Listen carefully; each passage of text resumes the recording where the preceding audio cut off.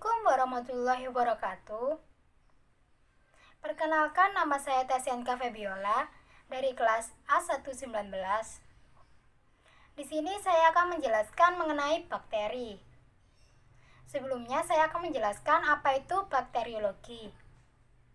Bakteriologi merupakan ilmu yang mempelajari tentang kehidupan dan klasifikasi bakteri, struktur anatomi sel bakteri, cara kerja sel bakteri, interaksi antar sel bakteri, dan juga tanggapan bakteri terhadap perubahan pada lingkungan hidupnya. Nah, sekarang kita masuk ke dalam materi bakteri. Apa sih bakteri itu? Bakteri merupakan kelompok organisme yang tidak memiliki membran inti sel. Organisme ini termasuk ke dalam domain prokariot dan ukuran sangat kecil. Bakteri memiliki peranan penting bagi kehidupan manusia, diantaranya yaitu pada pengobatan, higienis, ilmu pangan dan gizi, pertanian, dan juga industri, terutama pada industri fermentasi. Ada beberapa struktur dasar sel bakteri, yaitu ada membran sel, sitoplasma, nukleoid atau DNA, flagela, dan juga ribosom. Yang pertama ada membran sel. Membran sel tersusun atas protein dan lemak, bersifat semipermeabel, berfungsi untuk mengontrol keluar masuknya zat ke dalam sel. Yang kedua ada sitoplasma. Sitoplasma sebagai tempat berlangsungnya reaksi metabolik. Yang ketiga ada nukleoid atau DNA, berfungsi untuk mengontrol sintesis protein dan sebagai pembawa sifat. Yang keempat ada flagela atau cambuk besar, berfungsi sebagai penggerak. Flagel melekat pada membran luar di dinding sel. Flagela ini letaknya berbeda-beda, tergantung pada spesiesnya. Yang kelima ada ribosom, tersusun atas protein dan RNA, sebagai tempat sintesis protein. Pada kondisi lingkungan yang tidak menguntungkan, misalnya kekurangan nutrisi dan air, suhu yang sangat panas atau suhu yang sangat dingin, serta racun, maka sel bakteri ini akan membentuk endospora. Misal pada bakteri Clostridium dan Bacillus. Terdapat 3 macam bentuk pada bakteri. Yang pertama ada bentuk batang atau basil, yang kedua ada bentuk bulat atau kokus, yang ketiga ada bentuk spiral. Yang pertama ada bentuk bakteri basil atau batang. Pada bentuk ini terdapat 3 macam, yaitu monobasil, diplobasil, dan streptobasil. Yang pertama pada monobasil, yaitu bakteri yang hanya berbentuk satu batang tunggal. Contohnya seperti pada Salmonella typhosa dan Escherichia coli. Dan yang kedua ada diplobasil, yaitu bakteri yang berbentuk basil yang bergandengan dua-dua. Dan yang ketiga ada streptobasil, yaitu bakteri berbentuk basil yang bergandengan memanjang membentuk rantai. Contohnya seperti Bacillus anthracis. Yang kedua ada bentuk bakteri bulat atau kokus. Pada bentuk ini terdapat 6 macam bentuk, yaitu ada monococcus, diplococcus, staphylococcus, streptococcus, sargina, dan tetracoccus. Yang pertama pada monococcus, yaitu bakteri yang berbentuk bola tunggal. Contohnya seperti Monococcus gonorrhoeae.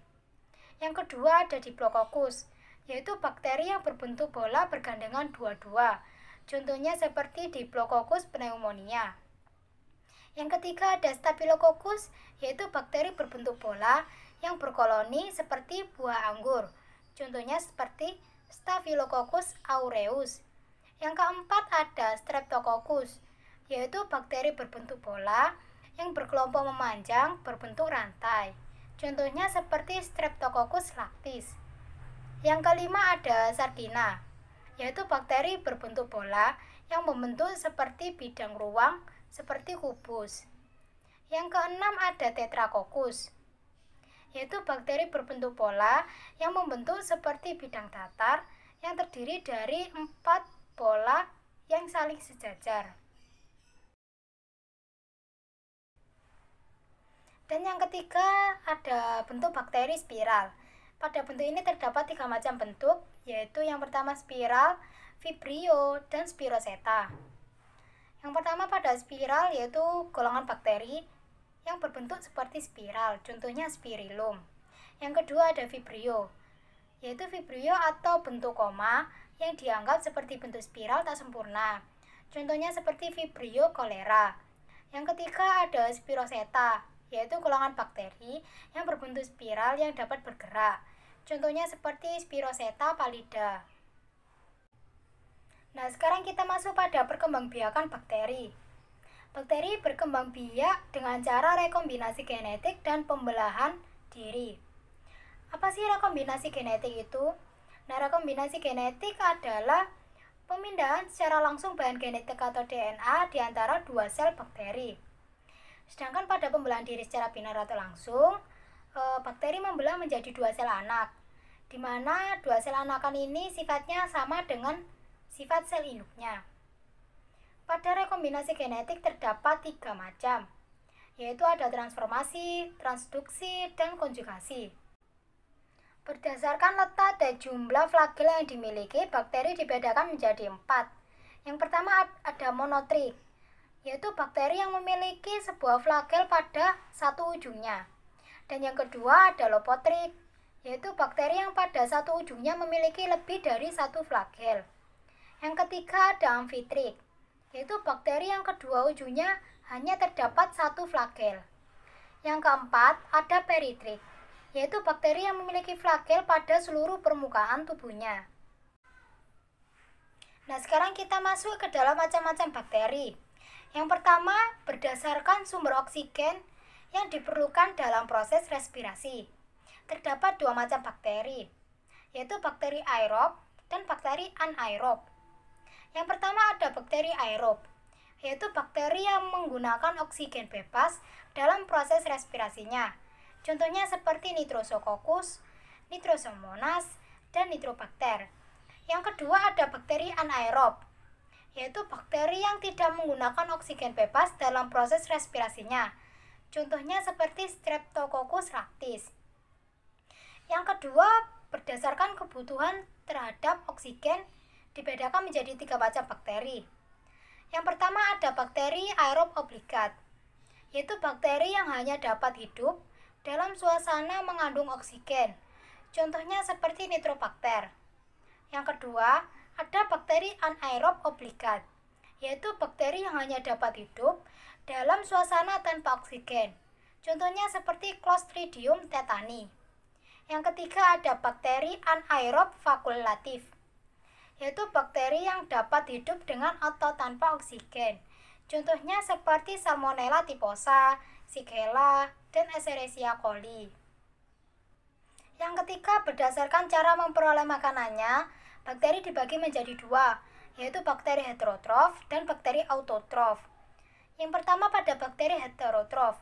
Bakteri ini hidup dengan memperoleh makanan zat organik dari lingkungannya, karena tidak dapat menyusun sendiri zat organik yang dibutuhkan. Yang kedua ada bakteri autotrof. Bakteri ini dapat menyusun zat makanan sendiri dari zat anorganik yang ada. Dari sumber energi yang digunakannya, bakteri autotrof dibedakan menjadi 2 golongan, yaitu yang pertama bakteri fotoautotrof. Bakteri ini memanfaatkan cahaya sebagai sumber energi untuk mengubah zat anorganik menjadi zat organik melalui proses fotosintesis. Yang kedua ada bakteri kemoautotrof. Bakteri ini menggunakan sumber energi kimia yang diperolehnya pada saat terjadi perombakan zat kimia dari molekul yang kompleks menjadi molekul yang sederhana dengan melepaskan hidrogen. Contohnya seperti Nitrosococcus, Nitrobacter, dan Nitrosomonas. Sekian presentasi yang dapat saya sampaikan mengenai bakteri. Kurang lebihnya mohon dimaafkan. Wassalamualaikum warahmatullahi wabarakatuh.